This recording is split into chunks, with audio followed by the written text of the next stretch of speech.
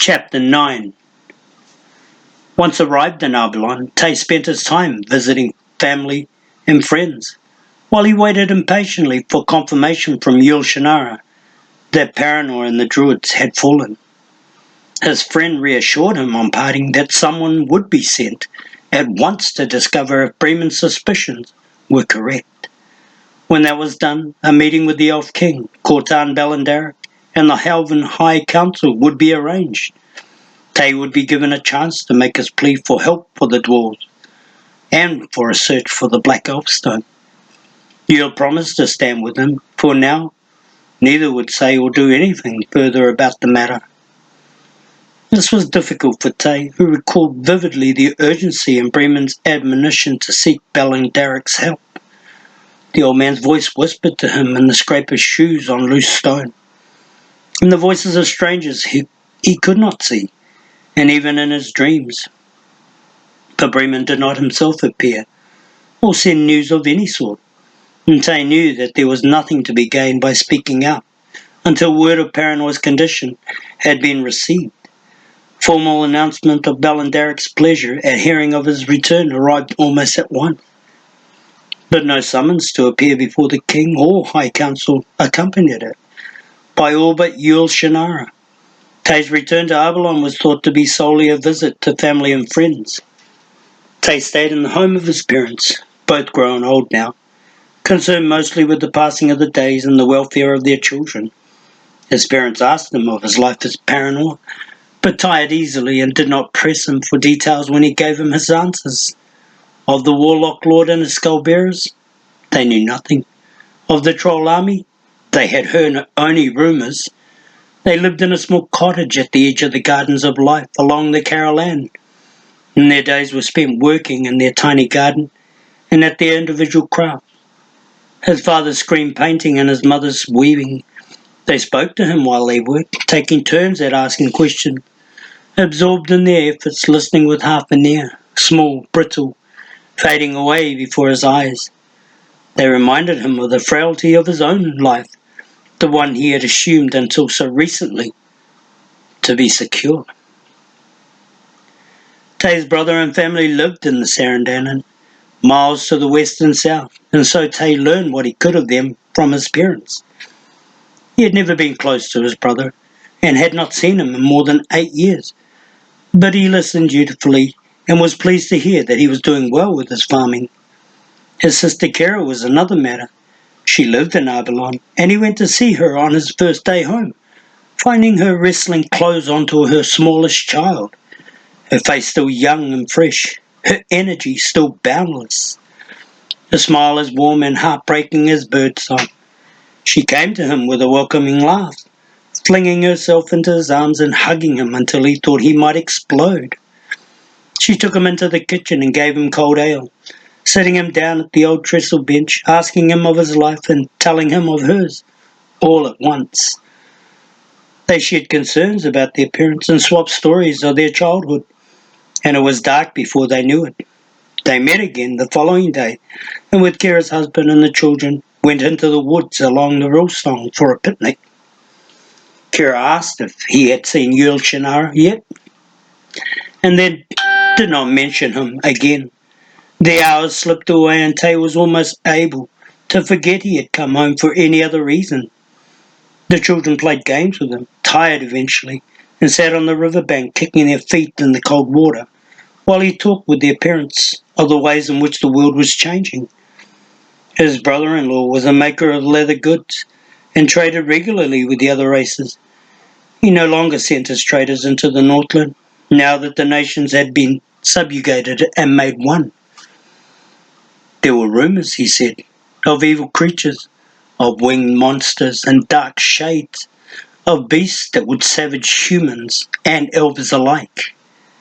Tay listened and nodded and affirmed that he had heard the rumours too. He tried not to look at Kara too closely when he spoke. He tried not to let her see what was in his eyes. He saw old friends as well, some of whom had been barely grown when he had last seen them. Some had been close once, but they had travelled down different roads, and all had gone too far to turn back. Or perhaps it was he who had gone too far. They were strangers now, not in appearance or voice, or those were still familiar, but in choices made that long since had shaped their lives. He shared nothing with them but memories of what had once been. It was sad, but not surprising. Time stole away commitments and loosened ties. Friendships were reduced to tales of the past and vague promises for the future. Neither strong enough to recover what was lost. But that was what life did. It took you down separate roads until one day you found yourself alone. Avalon seemed strange as well, though not in a way he would have expected. Physically, it was the same. A village grown into a city, full of excitement and expectation, become the crossroads of the Westland. 20 years of steady growth had made it the largest and most important city in the northern half of the known world. The conclusion of the First War of the Races had altered irrevocably the role of the Elven people in the future of the Four Lands, and with the decline of the Southland as a major influence, Avalon and the Elves had become increasingly important. But while the city and its surroundings were familiar to Tay, even with his long absence and infrequent visits, he could not escape the feeling that he no longer belonged. This was not his home now. It hadn't been for the better part of 15 years. And it was too late to change that. Even if Paranor was destroyed and the Druids gone, he was not sure he could ever come back. Avalon was a part of his past, and somehow he had grown beyond it. He was a stranger here, as much as he tried to convince himself otherwise, and it made him feel awkward when he tried to fit in again. How quickly everything slipped away when you weren't paying attention. He thought more than once in his first few days back how swiftly your life changed. On the fourth day of his return, Shannara came to him in the late afternoon hours, accompanied by Priya Stahl. Tay hadn't seen Priya yet, although he had wondered about her more than once. She was easily the most astonishing woman he had ever known, and if she hadn't been in love with Jerle for as far back as anyone could remember, but had been in love with Tay instead, it might have changed his life for her. She was beautiful, with small, perfect features, cinnamon hair and eyes to match, a dusky tone to her skin that glowed like the surface of water caught in a sunrise, and a body that curved and flowed with the grace and supple ease of a cat's. That was Priya at first glance, but it didn't begin to tell you about her. Priya was as much a warrior as Jerle, trained as a tracker, skilled at her chosen craft beyond anyone Tay had ever known, tough and steady and as certain as sunrise. She could track a ferret in a swamp. She could tell you the size and number and sex of a herd of goats crossing rocks. She could live out in the wilderness for weeks on literally nothing but what she scavenged. She disdained to follow the life most elven women chose, forsaking the comforts of a home and the companionship of a husband and children. Priya was distant from all that. She was happy enough with the life she was leading. She had told Tay once. Those other things would come to her when Jerle was ready for them. Until then, she would wait. Jerle, for his part, was content to let her. He was ambivalent, Tay thought, about what he felt for her. He loved her in his way, but it was Kira that he had loved first and best and was unable to forget. Even after all these years, Priya must have known that. She was too smart to miss it, but she never said anything. Tay had expected their relationship to have changed since his last visit, but it did not appear that it had. There had been no mention of Priya in his conversations with Jerle. Priya was still standing outside the gates of the fortress of self-sufficiency and independence that Shannara had erected around himself, waiting to be let in. She came to Tay with a smile as he looked up from the Westland maps. He was studying at a small table in his parents' garden. He rose to meet her, his throat tightening at the sight of her, and he bent to receive her welcoming, embracing kiss. You look well, Tay, she greeted, stepping back to view him more closely, hands resting lightly on his arms. Better now that I'm seeing you, he replied, surprising himself with the boldness of his response. Prayer and Yule took him from the house to the Caroline, where they could talk privately. They sat at the edge of the Gardens of Life, looking out across the bluff to the tips of the tall trees, beyond the Rilsong. Yule had chosen a circular bench that allowed them to face each other and close out the distractions of passerbys. He had said almost nothing since he had come for Tay, his look distant and preoccupied, and he faced Tay squarely now for the first time. Bremen was right, he said. Paranor has fallen. All the druids within are dead. If any escaped besides those who went with you, they are in hiding. Tay stared at him, letting the weight of the announcement settle in, then glanced at Freya. There was no surprise in her face. She already knew. You sent Freya to Paranor? He asked quickly, suddenly realizing why she was there. Who better? Yule asked matter-of-factly, and he was right. Tay had asked him to send someone dependable, and there was no one more dependable than Freya. But it was a dangerous task filled with personal risk, and Tay would have chosen someone else. It pointed up the difference in their feelings for Freya, he realized, but did not make his the more noble. Tell him what you saw, Yule urged her quietly. She faced Tay, her coppery eyes soft and reassuring. I crossed the Strelheim without incident. There were trolls, but no sign of the gnomes and Skullbearer you saw. I entered the Dragon's Teeth at dawn on the second day and went directly to the keep. The gates were open, and there was no life within. I entered without challenge. All the guards lay slaughtered, some by weapons, some by claws and teeth, as if animals had gotten them. The druids lay within, all of them dead. Some had been killed in battle, some had been dragged from the assembly and taken to the cellars and walled away. I was able to read their passage and find their tombs. She paused, seeing the look of horror and sadness that crept into his eyes as he remembered those he had left behind. One slender hand closed on his own. There were signs of a second battle as well. One fought on the stairs leading up from the main entry. This one happened more recently. Several days after the other, several creatures were destroyed, things I could not identify. Magic was used. The entire stairwell was seared black by it, as if a fire had burned it clean, leaving only the ashes of the dead. Bremen? He asked. She shook her head. I don't know. Perhaps. Her hand tightened over his. Tay, I'm sorry. He nodded. Even knowing it these few days past, even preparing myself to accept it, it is still difficult hearing you speak the words. All dead? All those I worked and lived with for so many years? Maybe even Bremen? It makes me feel hollow inside. Well, it's over and done, and there's no help for it.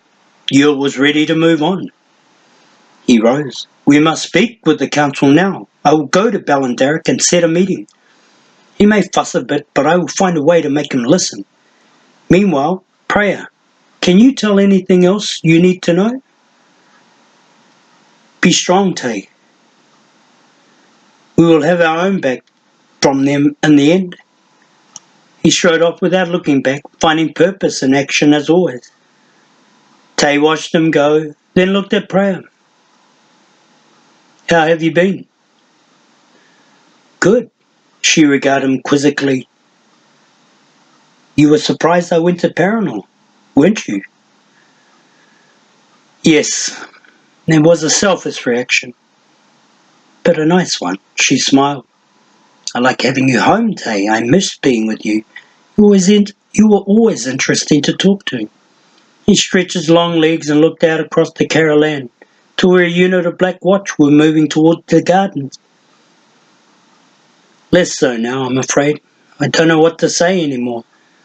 I am back 4 days and already thinking of leaving. I feel rootless. Well, you have been away a long time. It must seem strange. I don't think I belong here anymore, Prayer. Maybe I don't belong anywhere, now that paranoia is gone. She laughed softly. I know that feeling. Only Jerle never had those doubts because he won't let himself. He belongs where he wants to belong. He makes himself fit in. I can't do that. They were silent a moment. Tay tried not to look at her. You'll be going west in a few days, when the king gives you leave to search for the stone, she said finally. Maybe you will feel better when you do that. He smiled. Jerle told you. Jerle tells me everything. I am his life companion, even if he doesn't acknowledge it. He is a fool not to. She nodded absently. I will be coming with you when you go. Now he looked directly at her. No. She smiled, enjoying his discomfort. You can't tell me that, Tay. No one can. I don't allow it. Prayer, it is too dangerous. It is too hard a journey. It is too something or other. She sighed. But the sound did not chide. I have heard it all before, Tay, although not from anyone who cares about me like you do. She met his gaze. But I will be going with you. He shook his head in admiration and smiled in spite of himself. Of course. And Jerle won't object, will he? Her smile was dazzling, her face bright with undisguised pleasure. No, he doesn't know yet. You understand. But when he does, he will shrug like he always does and tell me I am welcome. She paused. He accepts me for who I am better than you do. He treats me as an equal. Do you understand? Tay shifted on the bench, wondering if he did. I think he is very lucky to have you, he said. He cleared his throat. Tell me a little more about what you found at Paranor. Anything you might think may be of interest. Anything you think I might want to know. She tucked her legs beneath her on the bench as if to ward off the unpleasantness of the words she must speak, and did so.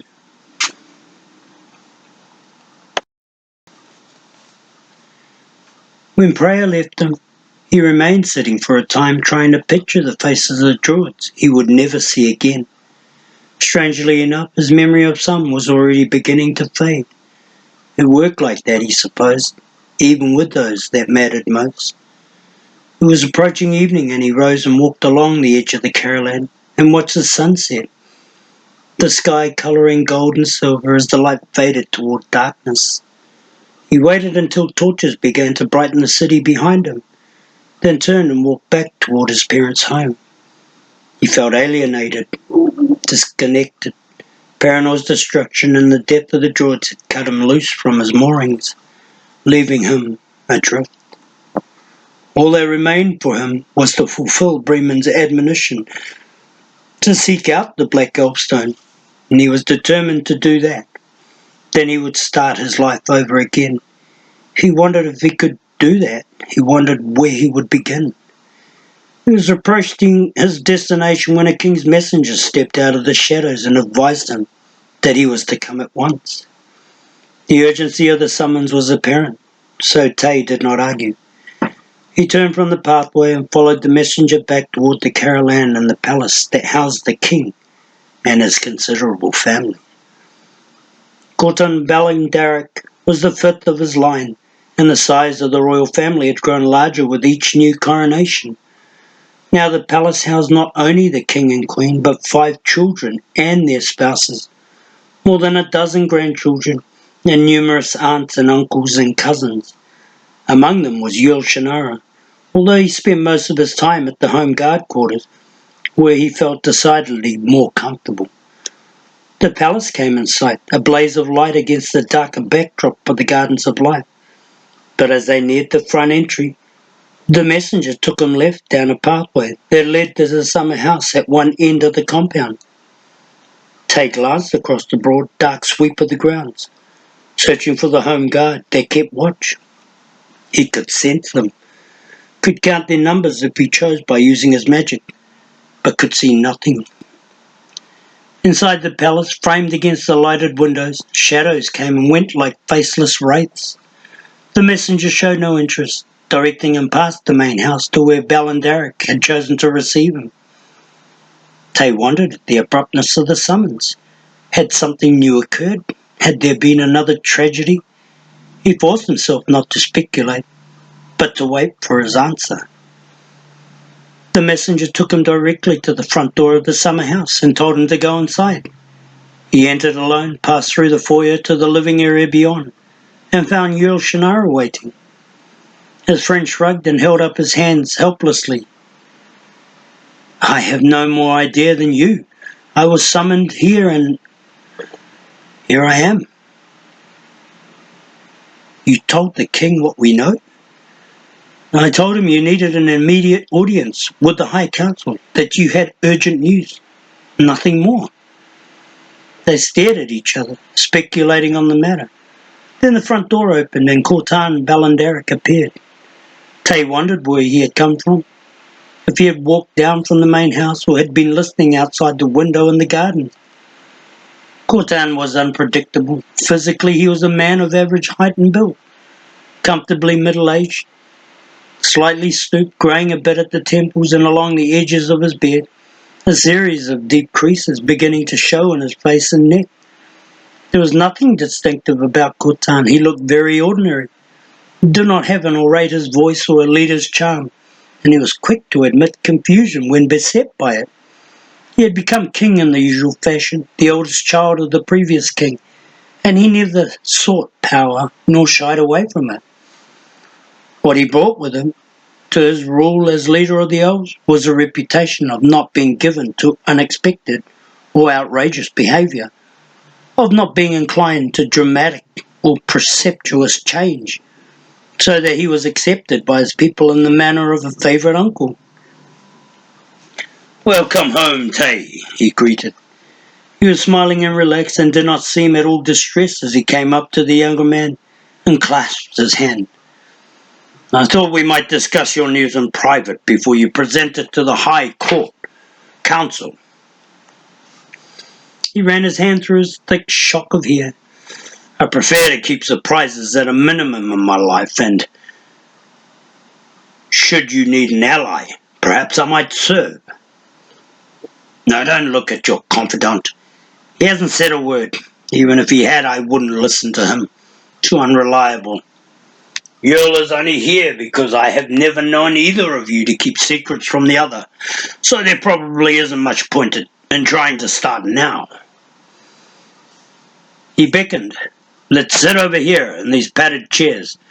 My back has been bothering me. Grandchildren will do that to you. And let's not be formal. First names will do. We've all known each other too long for anything else." It was true, Tay thought, seating himself across from the king and next to Jerle. Cortan Balandaric was older by a good 20 years, but they had been friends for their entire lives. Jerle had always lived at court, and Tay had spent much of his time there and so had seen much of Cortan. When they were boys, Cortan had taken them fishing and hunting. Special events and feasts had often brought them together. Tay had been present when Cortan had been crowned some 30 years ago. Each of them knew what to expect from the other. "I am afraid I was sceptical from the first that you had returned for no better reason than to visit us," the king advised with a sigh. "You have always been much too directed to squander a visit home on social pleasures. Hope you don't take offence," he rocked back. "So what news do you have for us? Come now, let's have it all." "There is a great deal to tell," Tay replied, leaning forward to better hold the other's gaze. "Bremen sent me. He came to Paranor almost 2 weeks ago and tried to warn the Druid Council that they were in danger. He had gone into the Northland and confirmed the existence of the Warlock Lord. He had determined that it was the rebel Druid Brona, still alive after several hundred years. kept so by the magic that had subverted him. It was Bronar who found a way to unite the trolls and subjugate them so that they would serve as his army before travelling to Paranor. Bremen tracked that army south toward the Eastland. He paused to choose his words carefully. The Druid Council would not listen. Athabasca sent Bremen away and a handful of us went with him. Sirad Locke was asked to come as well, but he declined. He stayed behind to protect Athabasca and the others against themselves. Good man, the king advised. Very able. With Bremen leading us, we went to the Valley of Shale. There at the Hadeshorn, Bremen spoke with the spirits of the dead. I watched them do so. They told him several things. One was that Paranor and the Druids would be lost. Another was that the Warlock Lord would invade the Four Lands, and that a talisman must be constructed to destroy him. A third concerned the location of a black elfstone, a magic the Warlock Lord searches for, but that we must find first. When the spirits of the dead departed, Bremen sent the Druid Risker to warn the dwarves of their danger. He sent me to warn you. I was instructed to persuade you to bring your army east across the borderlands, to join forces with the dwarves. Only by combining our strength can we defeat the Warlock Lord's army. I was also instructed to request help in undertaking a search for the Black Elfstone. Balindaric was no longer smiling. You are being very candid in relating all of this, the king advised, not bothering to hide his surprise. I would have expected you to take a more subtle approach in seeking my help. Tay nodded. That was my intention, and I would have done so if I was speaking to you before the High Council. But I am not. I am speaking to you alone. There are only the three of us present, and as you have pointed out, we know each other well enough not to pretend at things. And there is a better reason for that, Jerle interjected quickly. Tell him, Tay. Tay folded his hands before him, but did not drop his gaze. I have waited until now to speak to you because I wanted to confirm Bremen's suspicions about Paranor and the Druids. I asked Jerle to send someone back to see what had happened, to make sure. He did so. He sent Freya Stark. She returned this afternoon and spoke to me. Paranor has indeed fallen. All the Druids and all those who guarded them are dead. Sirad Locke is gone. Athabasca is gone. There is no one left, no one, who possesses the power necessary to stand against Bronar. Cortin Balindaric stared at him wordlessly, then rose, walked to the window, looked out into the night, walked back and seated himself once more. This is troubling news, he said quietly. When you told me of Bremen's vision, I thought it would turn out to be a trick. A subterfuge, something other than the truth. Anything. All the Druids dead, you say? So many of them our own people. But they have always been there, for as long as history records. And now they are gone, all of them? I can hardly believe it. But they are gone, Yer declared, not willing to let the king dither over the matter. Now we need to act quickly to prevent the same thing from happening to us. The Elf King rubbed his beard. But not too quickly, Jerle. Let us think this through a moment. If I do as Bremen has asked and march the Elven army east, I leave Arbalon and the Westland undefended. That is a dangerous course of action. I know the history of the first war of the races well enough to avoid its mistakes. Caution is necessary. Caution suggests delay, and we don't have time for that, Jerle snapped. The king fixed him with an icy glare. Do not press me, cousin. Tay could not risk an argument between them at this point. What do you suggest, Cortan? He injected quickly. The king looked at him. He rose and walked to the window once more and stood with his back to them. Jerle glanced at Tay, but Tay did not acknowledge him. The matter was now between himself and the king. He waited for Cortan to turn back again, to cross the room and seat himself once more. I am convinced by everything you have told me, Tay, so do not look upon my response as a contradiction. I have great faith in Bremen's word. If he says that the Warlock Lord lives and is the rebel druid Bronar, then it must be so. If he says that the land's magic has been pressed into evil service, then it must be true. But I am a student of history, and I know that Bronar was never a fool, and we must not assume that he will do what we expect. He surely knows that Bremen, if still alive, must try to stop him. He has eyes and ears everywhere. He may know what we intend, even before we intend it. We must make sure of what is needed before we act. There was a moment's silence as his listeners absorbed his words. What will you do then? Tay asked finally. Cortan smiled his fatherly smile. Go with you before the High Council and give you my support, of course. The Council must be made to see the necessities of acting on your news. It should not be hard. The loss of Paranor and the Druids will be enough to persuade them, I think. Your request to go in search of the Black Elfstone will be approved at once, I expect. There is no reason to delay action on that. Of course, your shadow, my cousin, will insist on going with you, and as you might suspect, I would prefer that he did. He rose, and they stood up with him. As for your second request, that our army march to the aid of the dwarves, I must consider that a while longer. I will dispatch scouts to see what we can determine of the Warlock Lord's presence in the Forelands. When they report back, and after I have thought this matter through, and the High Council has had time to debate it, a decision will be made. He paused, waiting for Tay's response. I am grateful, my lord, Tay acknowledged quickly in truth. It was more than he had expected.